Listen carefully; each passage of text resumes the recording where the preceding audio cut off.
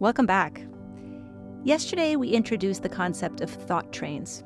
This is the reams of, quote, thinking that happens when we encounter a situation that makes us feel uncomfortable.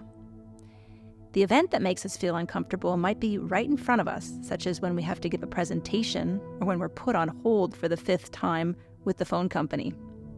But thought trains can also arise just by remembering something that made us uncomfortable in the past. You might be having a nice time at a restaurant and you see someone that looks like your first boyfriend, or for some reason you simply remember that for whatever reason, you lost an important contract 5 years ago. The thoughts pick up. They are repetitive, loud, and rarely creative or fresh. As Ram Dass says, head trips never end.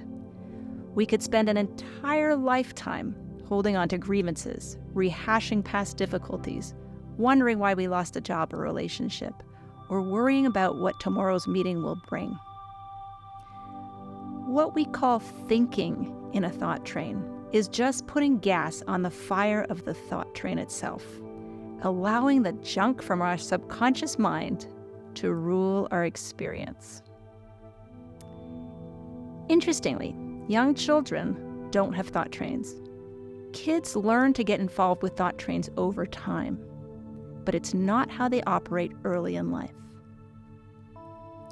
When we see a shift in a kid's mood, it's because they think they need to pay attention to the thought trains instead of using their genius. The same genius that had them learn so many things in the early years of their lives. But what determines if we get on the thought train or not? Why is it that sometimes I totally freak out thinking about an upcoming meeting, and sometimes it doesn't trigger me? We get on thought trains because we have an internal no to our experience. We feel the rising emotion. In my previous example of the parent-teacher meeting, that might be a feeling of fear for the outcome of that meeting, worrying that I won't feel like a good mother. Instantly, our middle brain judges this as a destructive emotion, putting us into survival mode. Once in survival mode, our thought processes become limited to the smaller array of brain circuitry available to us in the survival mind. These thoughts are all variations on fight, flight, freeze, or fawn. The thoughts that we're generating are not the thought that answers the question, how can I best serve my child and her teacher? No, these thoughts are bullying me into trying to figure out, how can I get myself out of the discomfort of this feeling? These are two very different issues that trigger two different thought-generating systems. My self-preservation mind wants to get me out of the feeling of fear because it thinks that that's a threat. Of course, the real question that I want to answer is, how can I best help my child and how can I best help her teacher?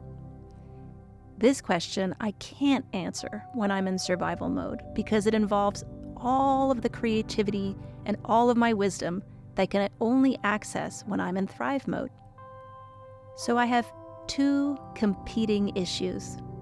One issue is how to get myself out of this emotion of fear, and the other issue is how to help my child and her teacher.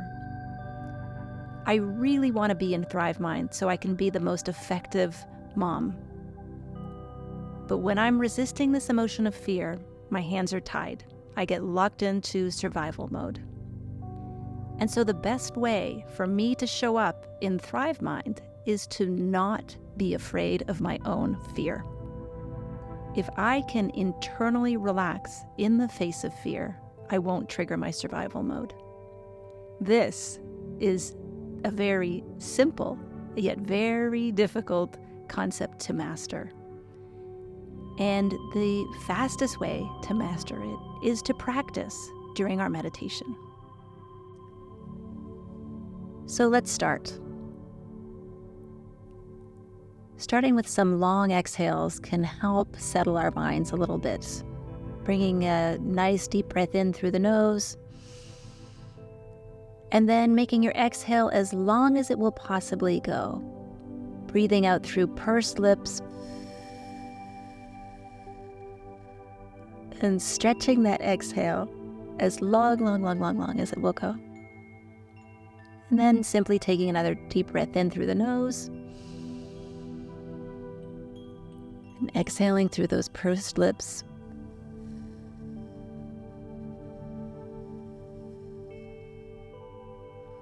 One more on your own.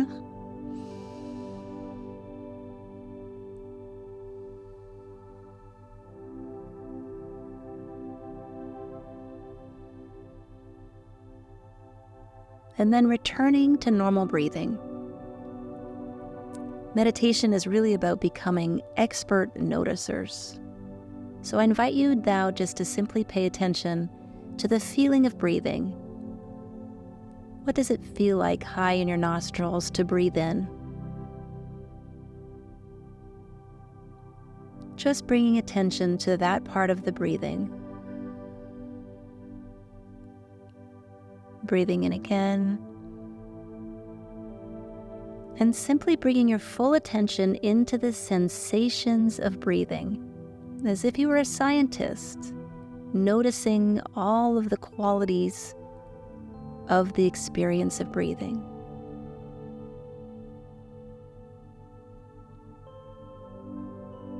And now noticing how the chest collapses around the out-breath.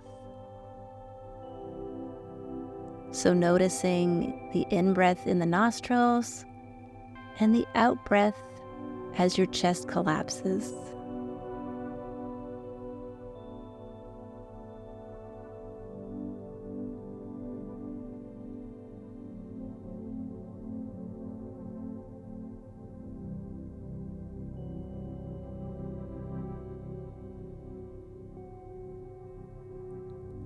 Again, this is just about being able to pay attention to breathing. Now your mind is going to want to wander. It might wander into what you're going to be doing later on in the day. It might start to wonder why you're practicing this right now. It might have all kinds of thoughts. And for now, the instruction is to let go of those thoughts by returning your attention into the experience of breathing. Just noticing the breathing in the nostrils and in the chest.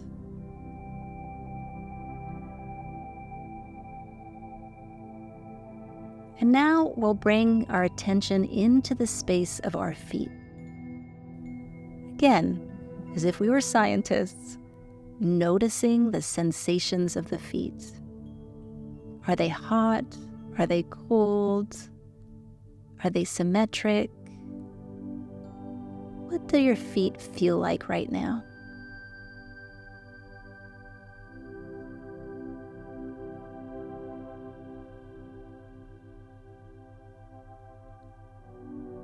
And then bringing attention into the space of your knees. Noticing if there's clothing rubbing against your skin. And then noticing inside the joint of your knees, can you pick up any sensations there? Are the sensations symmetric? Is there any pain in your knees? Trying to find the sensation in our knees is a little bit more difficult when our knees aren't actually being used. What does the inside of the knee feel like?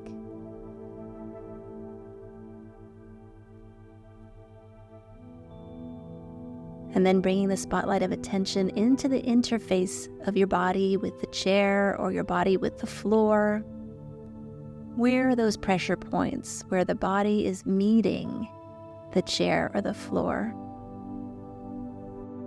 Our only goal is to notice what's going on, to pay attention to what we want to pay attention to. Bringing attention up now into the space of the chest. See if you can pick up that heart beating. Noticing this amazing structure that beats all on its own, 24/7, keeping us alive without any micromanagement on our part. And then also noticing the lungs which work beautifully in concert with the heart, delivering fresh oxygenated blood wherever we need it. Noticing this tremendous intelligence that lives within us. Is it possible that there are other places in our lives that we can rely on this tremendous intelligence without feeling like we have to overthink everything we do?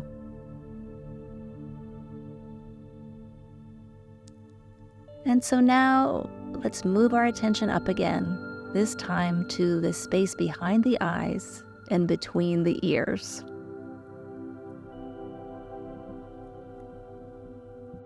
This is the space where our thoughts like to show up. And so sometimes this space feels very peaceful and very big and very spacious. And sometimes, if you're a human, this space feels very crowded, full of thoughts and emotions that don't seem to want to settle. And that's okay. That's where most humans live much of the time.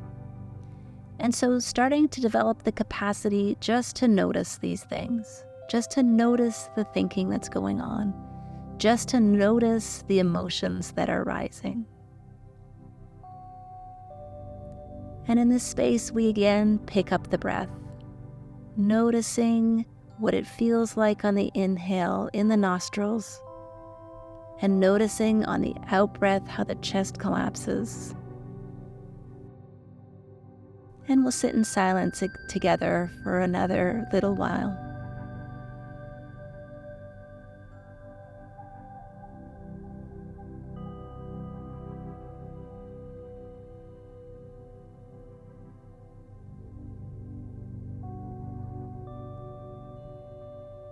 And so as we wrap up this meditation, I invite you to notice something that you're grateful for. Maybe somebody who's helped you with something today,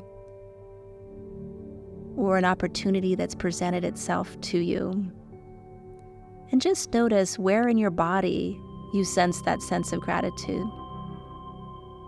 Just focus on that. Make that the object of your meditation.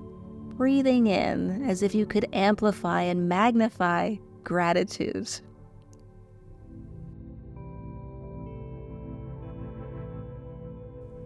And remembering that we can't control all the distractions and the disruptions that are going to happen to us during our day. And we clearly can't control our thoughts or emotions. But we can start to have some agency on how we respond to all of the distractions and disruptions, even how we respond to our own thinking. And this is where our freedom lies. Have a wonderful day, and we'll see you again tomorrow.